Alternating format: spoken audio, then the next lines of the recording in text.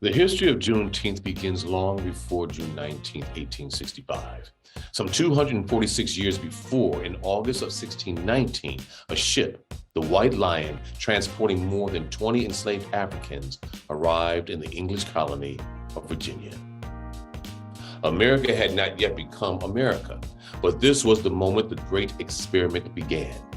No aspect of the country that would be formed here has been untouched by the 250 years of slavery that followed. On Freedom's Eve, or the eve of January 1st, 1863, the first watch night services took place. On that night, enslaved and free African Americans gathered in churches and private homes all across the country, awaiting news that the Emancipation Proclamation had taken effect.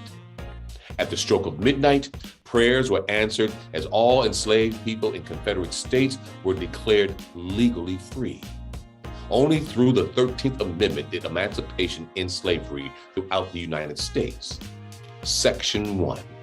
Neither slavery nor involuntary servitude, except as a punishment for crime whereof the party shall have been duly convicted, shall exist within the United States or any place subject to their jurisdiction.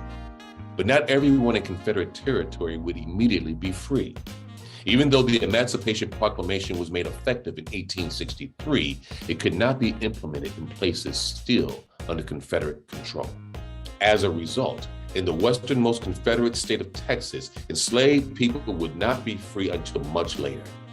Freedom finally came on June 19, 1865, exactly 2 years, 5 months, and 18 days, or 900 days total, when some 2,000 Union troops led by Major General Gordon Granger arrived in Galveston Bay, Texas. The Army announced that the more than 250,000 enslaved Black people in the state were free by executive decree. This day, June 19th, became known as Juneteenth by the newly freed people in Texas, Freedom Day.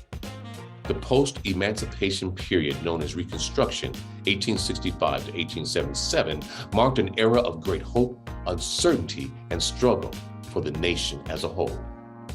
Formerly enslaved people immediately sought to reunify families, establish schools, run for political office, push radical legislation, and even sue slave owners for compensation. Given the 200 plus years of enslavement, such changes were nothing short of amazing. Not even a generation out of slavery, African Americans were inspired and empowered to transform their lives and their country. Juneteenth marks our country's second Independence Day. The historical legacy of Juneteenth shows the value of never giving up hope in uncertain times. In 1979, Texas became the first state to make Juneteenth an official holiday. Several others followed suit over the years. In June 2021, Congress passed a resolution establishing Juneteenth as a national holiday. President Biden signed it into law on June 17, 2021. Join the Westchester community as we celebrate unity, community, and understanding. The Juneteenth planning partners believe that our stories are most truly told not alone, but in open, patient collaboration with one another.